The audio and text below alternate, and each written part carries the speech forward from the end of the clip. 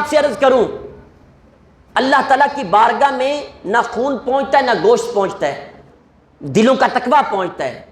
اور فلسطین کے لیے تمہاری بندوق نہیں پہنچے گی، تمہاری تلوار نہیں پہنچے گی، تمہارا تیر نہیں پہنچے گا، تمہاری دلی کیفیت پہنچے گی۔ آج ہم دعا کرتے ہیں، لوگ یہ کہتے ہیں مولوی صاحب دعا مانا کچھ نہیں بنتا۔ کیوں نہیں بنتا؟ میرے محبوب صلی اللہ علیہ وسلم نے فرمایا ہے، مصطفیٰ جان رحمت نے فرمایا ہے کہ آپ، اللہ تعالیٰ نے دعا تمہیں ایک اسلحہ کے طور پہ دیا ہے، دعا تو کر سکتے ہو، رو کے سجدے میں اللہ کے حضور دعا تو کر سکتے ہو، اللہ سے معافی تو مانگ سکتے ہو، مالک ہم معذرت خواہ ہیں۔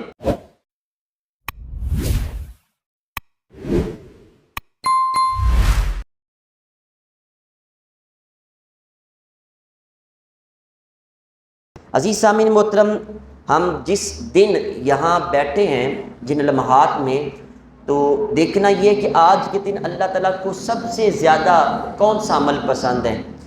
تو امی عائشہ صدیقہ رضی اللہ تعالیٰ عنہ روایت کرتی ہیں، کریم آقا صلی اللہ علیہ وسلم نے فرمایا کہ قربانی کے دن آدمی کے اعمال میں اللہ تعالیٰ کے ہاں سب سے پسندیدہ عمل قربانی کے جانور کا خون بہانا ہے۔ آج جو سب سے زیادہ اللہ کو عمل پسند ہے وہ ہے قربانی کے جانور کا ذبح کر کے خون بہانا، یہ اللہ کو سب سے پسند ہے۔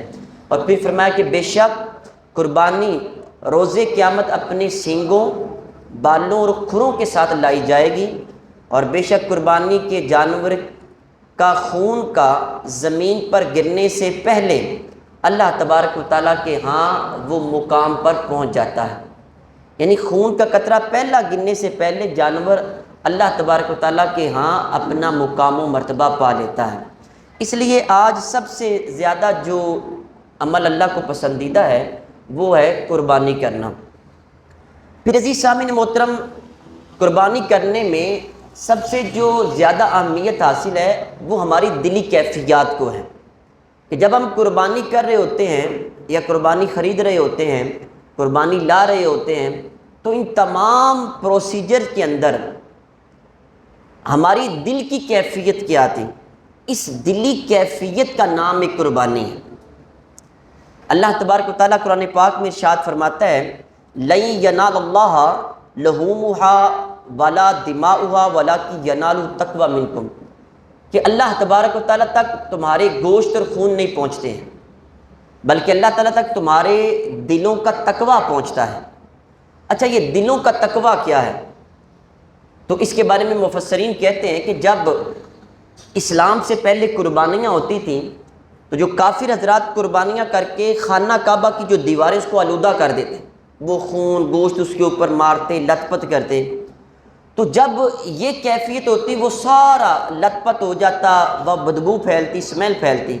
لیکن جب اسلام آیا تو میرے کریم آقا صلی اللہ علیہ وسلم نے اللہ تعالیٰ کے حکم سے اس کو منع کر دیا، اور فرمایا کہ یہ جو تم گوشت کی بوٹیاں اور خون خانے کعبے کی دیواروں پہ مارتے ہو یہ قربانی نہیں ہے۔ لَن يَنَالَ اللَّهَ لُحُومُهَا وَلَا دِمَاؤُهَا، تمہارے خون اور گوشت تو اللہ تک پہنچتے نہیں ہیں، گوشت تم کھا جاتے ہو، خون نالیوں میں بہہ جاتا ہے اور کچرا وہ گندگی کے ڈھیروں پہ چلے جاتا ہے۔ تو اللہ تبارک و تعالیٰ کے ہاں تمہارے نہ تو خون پہنچتے، نہ تمہاری یہ گوشت پہنچتا ہے، پھر کیا پہنچتا ہے؟ وَلَكِنْ يَنَالُ التَّقْوَىٰ مِنكُمْ، بلکہ تمہارے دلوں کا جو تقویٰ ہے وہ اللہ تعالیٰ کی بارگاہ میں پہنچتا ہے۔ اچھا، اب اس آیت کی جو وضاحت ہے بہترین شیخ ابو طالب مکی رحمۃ اللہ علیہ کے الفاظ میں کی جائے تو وہ یہ ہے، وہ کہتے ہیں کہ اس کا مطلب یہ کہ اللہ پاک فرما رہا ہے کہ میرے بندو، جب تم گھر سے نکلے تو لوگ تمہیں دیکھ رہے تھے، تم مویشی منڈی پہنچے لوگ تمہیں دیکھ رہے تھے، تم نے جانور خریدا لوگ تمہیں دیکھ رہے تھے، تم نے جانور وہاں خریدنے کے بعد وہ گاڑی پہ رکھا، رکشے پہ رکھا، لوگ تمہیں دیکھ رہے تھے، تم اپنے محلے میں لے کے آئے لوگ تمہیں دیکھ رہے تھے، تم نے وہاں سے اتارا لوگ تمہیں دیکھ رہے تھے، پھر اس کے بعد تم نے جانور کو محلے میں چلایا پھرایا لوگ تمہیں دیکھ رہے تھے، پھر اس کے بعد تم نے جانور کے لیے کسائیوں کو ہائر کیا، انہوں نے ذبح کیا، لوگ تمہیں دیکھ رہے تھے، تم نے پھر وہ جانور کا گوشت لوگوں میں تقسیم کیا، لوگ تمہیں دیکھ رہے تھے، تم نے جانور کے ساتھ تصویریں بنوائی، لوگ تمہیں دیکھ رہے تھے، تم نے پورے علاقے میں بتایا، لوگ تمہیں دیکھ رہے تھے۔ عزیز سامعین محترم، یہ جتنا بھی پروسیجر ہے، اس تمام پروسیجر کے اندر، تمام عمل کے اندر تمہارے دل کی کیفیت کیا تھی؟ یہ جو قربانی ہے، میں نے عرض کیا یہ دلی کیفیت کا نام ہے۔ یہ سارے پروسیجر کے اندر تمہارا دل کہاں کھڑا تھا؟ کیا تمہارے دل کے اندر یہ امنگیں اٹھ رہی تھیں کہ میں نے یہ 2 لاکھ کا بکرا لیا ہے تو لوگ دیکھیں گے، واہ واہ بلے بلے کریں گے؟ جب تم نے وہاں اس کو رکشے پہ لادا لے کے آئے اور تمہارے وہاں علاقے والوں نے دیکھا، کہا جناب چودھری صاحب ماشاءاللہ ماشاءاللہ بہت بڑا جانور لیا، جی بس جی میں نے لیا ہے، تمہاری دل کی کیفیت کیا تھی؟ کیا تم اس سارے معاملے میں اللہ کی رضا کو سامنے رکھتے تھے، یا تم نے لوگوں کو دکھانے کے لیے کیا؟ اچھا اللہ تعالیٰ معاف کرے، معاذ اللہ، ہمارے ہاں جو طریقہ کار تو وہ یہی ہے کہ ہم کہتے ہیں کہ اس دفعہ میں نے 2 لاکھ کا بکرا لینا ہے، گلی میں وہ ہماری مائیں بہنیں کہتی ہوئی نظر آتی، اس کو دکھاؤں گی میں، ان کو پتہ چلے گا، بیٹا باہر لے کے جاؤ ذرا بکرا، پتہ چلے کہ ہم اتنا بڑا بکرا لے کے آئے۔ اور یہ دور ہی ماشاءاللہ سوشل میڈیا کا ہے، تصویر اتاری، فیس بک پہ لگائی، بچوں کی تصویریں بنوائی، وہ ساری۔ تو یہ جتنی بھی کیفیات ہیں، ان کیفیات میں آپ کی دلی کیفیت کیا تھی؟ اس کا نام وہ قربانی ہے۔ اب آئیں، جب آپ قربانی کر رکھیں تو آپ کی دل کی کیفیت کیا ہونی چاہیے؟ تو سب سے پہلی جو دلی کیفیت ہے وہ ہے خوش دلی کے ساتھ۔ دل آپ کا خوش ہو جب آپ قربانی کر رکھے ہوں۔ میرے کریم آقا صلی اللہ علیہ وآلہ وسلم کا جو ارشاد ہے وہ یہ فرمایا فَطِيبُوا بِهَا نَفْسًا، فرمایا کہ جب تم قربانی کر رہے ہو تو تمہارا دل خوش ہونا چاہیے، مجبوری نہیں ہونی چاہیے۔ اچھا ہمارے ہاں اللہ ماشاء اللہ اکثر ایسے ہوتا ہے کہ اگر انسان کوئی صاحب نصاب بن جائے تو وہ بڑا دل پہ بوجھ محسوس کرتا ہے، جی بس نا اچانک آنے والے دنوں میں میرے پاس پیسے آ گئے تو میں نا میرے اوپر قربانی واجب ہو گئی تو میں قربانی کرنے لگا۔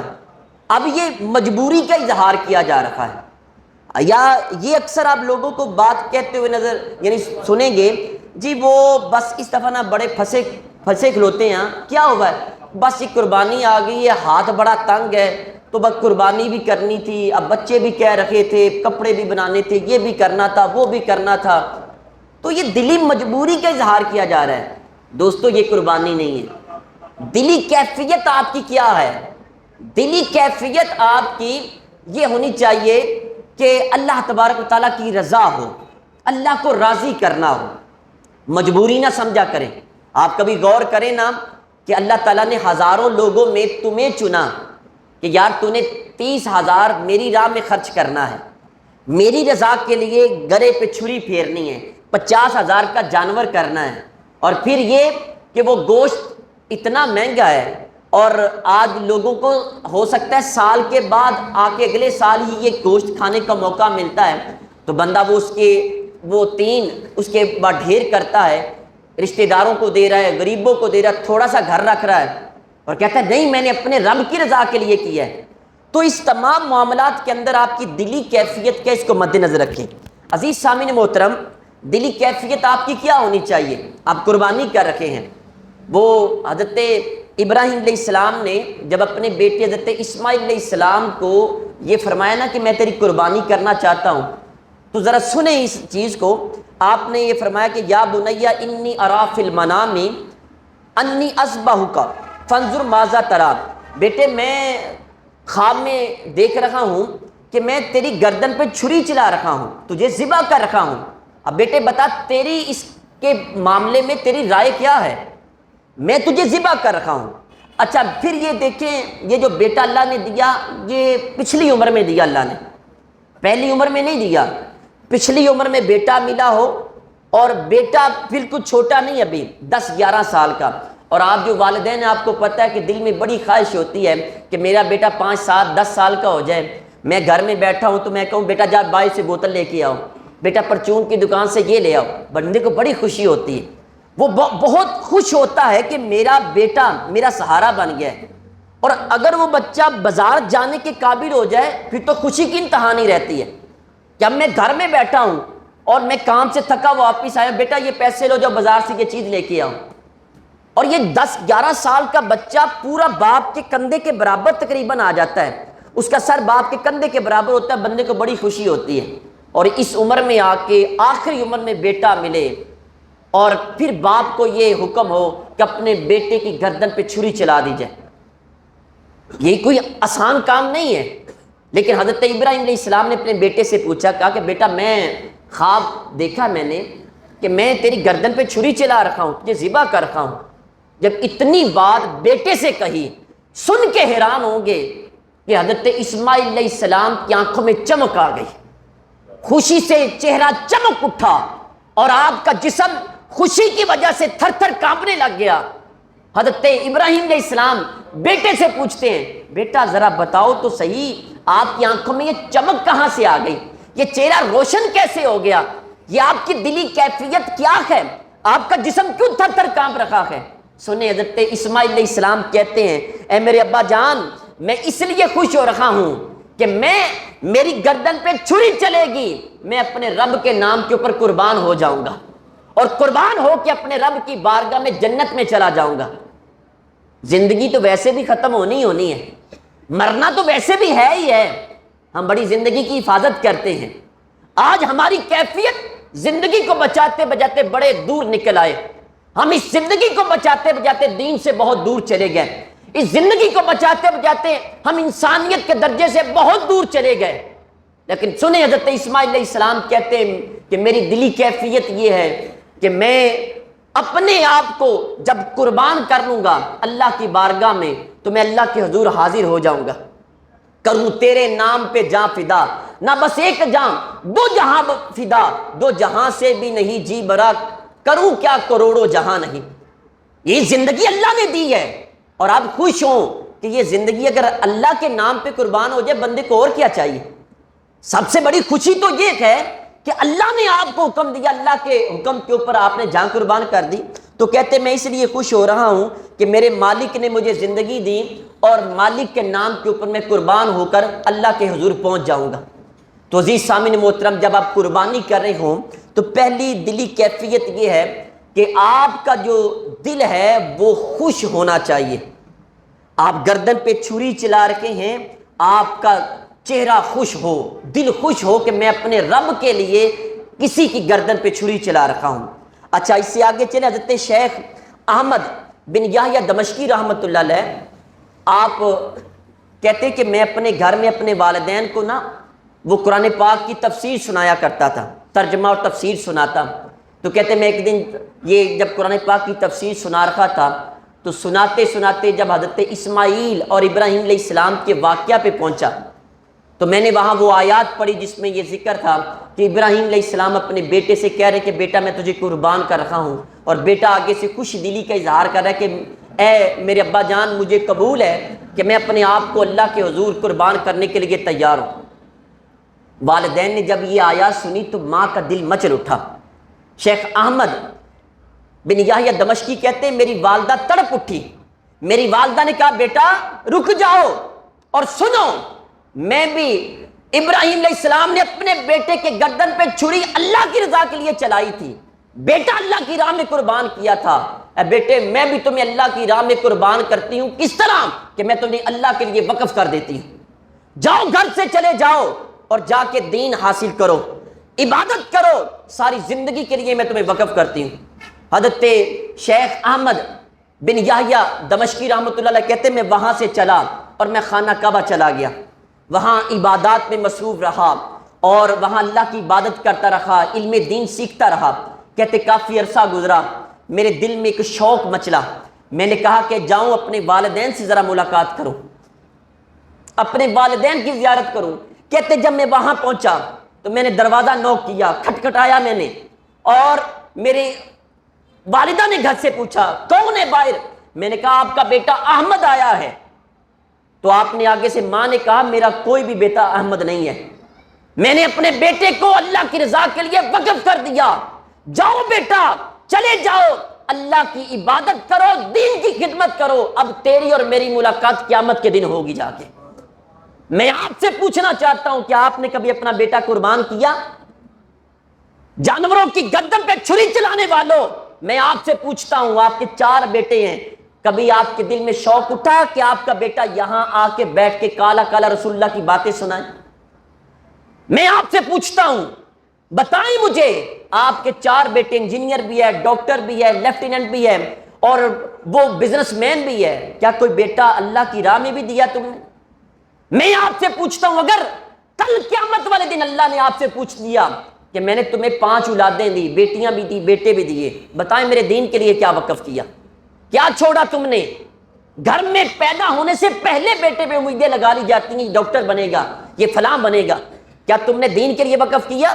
آج ہم کسی کو کہہ دیں کہ جناب اپنا بیٹا اللہ کی راہ میں دے دیں ایک، اور بیٹا بھوکا نہیں مرتا ہے، مثال آپ کے سامنے بیٹھی ہے، بھوکے تو نہیں مر رہے ہیں، اللہ کا شکر ہے دین کی آنکھ بھی کھلی ہے، دنیا کی آنکھ بھی کھلی ہے، ہم کہیں جناب دین کے لیے دے دے بیٹا ایک، آپ قربانی دے دیں، جی وہ 9 سال پڑھے گا، وہ 8 سال درس نظامی کرے گا، یہ مولوی بنے گا، یہ ملا بنے گا، مجھے بتائیں نا، جس رب رسول کی بارگاہ میں پہنچنا ان کو کون سے لوگ پسند ہیں؟